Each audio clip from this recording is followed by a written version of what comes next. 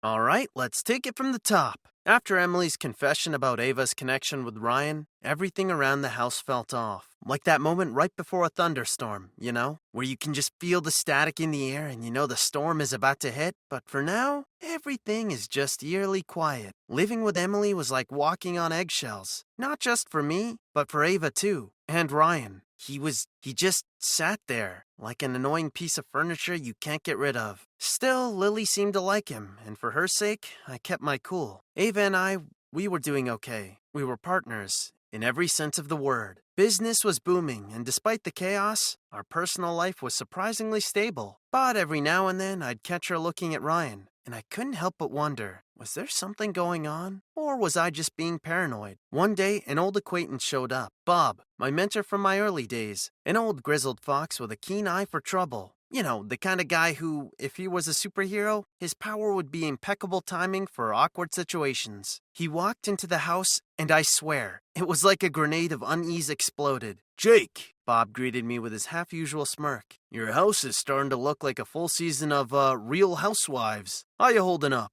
"Bob," I responded, trying to keep my irritation in check. "What brings you to my humble abode?" Bob had a way of getting under my skin. His timely appearance wasn't exactly a relief, but his perspective, no matter how blunt, was often a mirror of reality that I didn't want to face. Over a cup of coffee that morning, I found myself sharing my twisted family saga, from Emily's betrayal with Ryan to Ava's mysterious connection to him. Bob listened, that knowing smile never ever leaving his face. "So you got your ex, her lover who's also your brother, your current partner who's your brother's former therapist, and a kid all under one roof," Bob summarized, trying to suppress his laugh.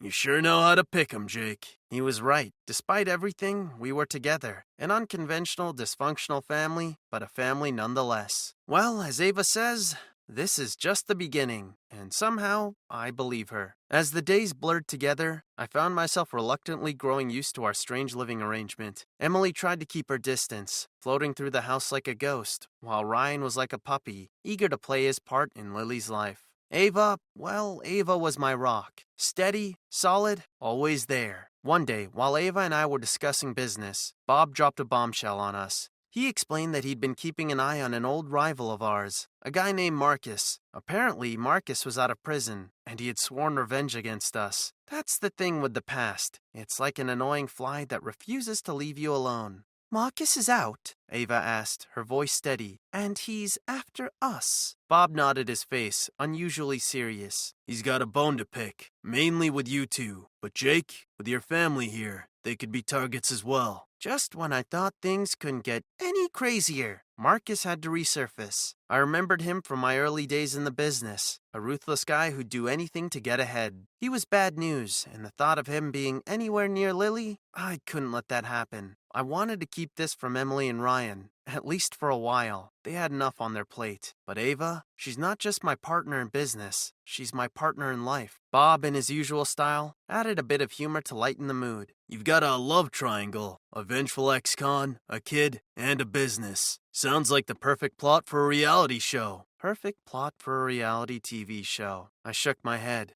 "Bob, sometimes I think you're enjoying this way too much." "Well, it sure beats retirement," Bob shot back with a grin, reminding me again no matter how bad things got, there was always room for a little bit of humor. We were sitting on the porch one day, with Lily playing on the grass, when Ava told me, "There's something you need to know, Jake," she said, her eyes scanning the horizon as if expecting to see a ghost from her past. "You know my days as a therapist, but I've been implicated in a crime before that. A high-profile crime. I was young and naive, and I trusted the wrong person." The words poured out of her in a torrent, her usually controlled demeanor giving way to raw, unfiltered emotion. Suddenly, Bob's warning about Marcus took on a whole new dangerous dimension. It wasn't just business. This was personal, and that made it a whole lot scarier. "Marcus is not just a rival, Jake. He's much more than that," Ava admitted. "We have history, a bitter one." "Ava, why didn't you tell me before?" I asked, trying to keep the frustration out of my voice. I wanted to protect you, Jake. But now, I think it's time you knew everything. Marcus, the high-profile crime, Ava's hidden past. It was a lot to take in on top of everything else going on. The horizon looked a whole lot darker now. But as Ava took my hand and Lily ran to us, giggling and oblivious, I knew we would face this storm together. I leaned back, pulling Ava close. Well, you were right, I said with a sigh. This really is just the beginning. One day the doorbell rang. I opened it, and there he was, the infamous Marcus. The man was tall, with an aura of power and danger.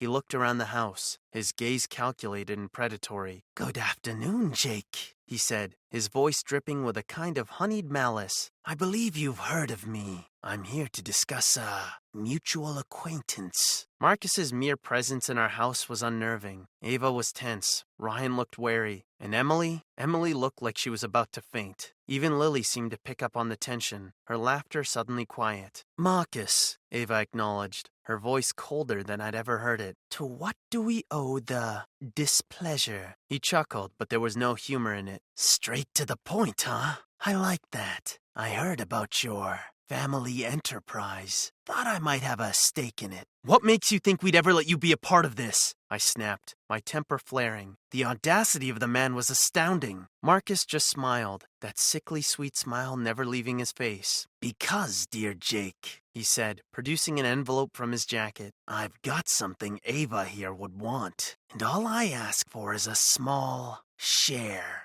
The envelope contained leverage. What it was, Ava didn't say, but I could see it in her eyes. Fear, yes, but also determination. Marcus had just upped the stakes, but he didn't know who he was dealing with. "I won't let you do this, Marcus," Ava spat out, her usual calm exterior breaking for a moment. "Well, we'll have to see about that, won't we?" he replied, leaving us with an ominous promise of a storm on the horizon. The day ended with all of us sitting in silence, each lost in our own thoughts. The tension in the air was palpable, but under it all, there was a sense of unity, a silent vow. We were in this together, come hell or high water. As we sat there, I looked at Ava, her face hard as she gazed at the horizon. "What's our next move?" I asked. She turned to me, her eyes full of determination. "We fight." While we were battling our own demons, Emily was waging a war of her own. She decided to dig into Ava's past, to find out what Marcus held over her head. She had enlisted the help of an old friend, Lisa, who had just happened to be a cop.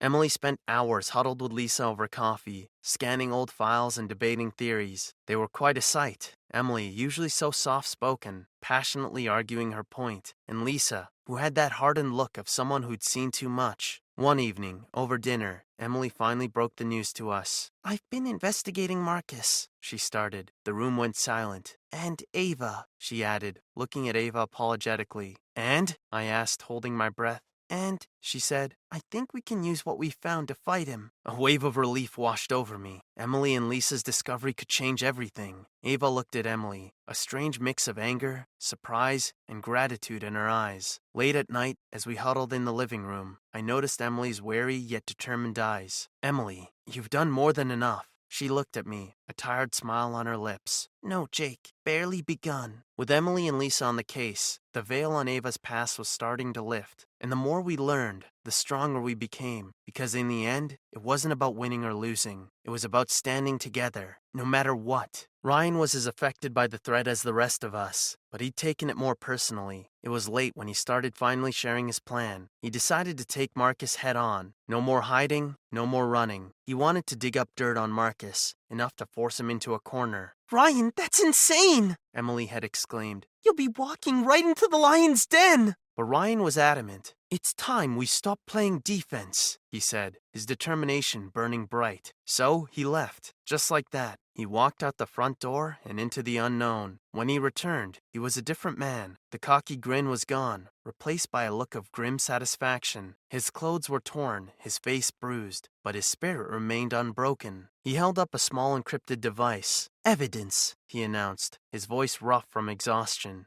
He'd infiltrated Marcus's headquarters, hacked into his confidential files, and stolen crucial data that could expose Marcus's illicit activities. It was a dangerous, reckless move, one that put him right in the crosshairs of Marcus's wrath. but it was also brave. He'd risked everything for the sake of the family. But then I wondered if Ryan had more to win from his bravery. I noticed at first the way he looked at Ava. It was subtle, just a lingering glance here, a gentle touch there. I tried to dismiss it, to convince myself that I was reading too much into it, but as the days passed, it became harder to ignore. One evening, we were all gathered in the living room. Ava was at the whiteboard, outlining our plan for the days ahead, a fierce determination in her eyes. Ryan was watching her intently, and there was something in his gaze that set my teeth on edge. I decided to confront him one day, hoping to catch him off guard.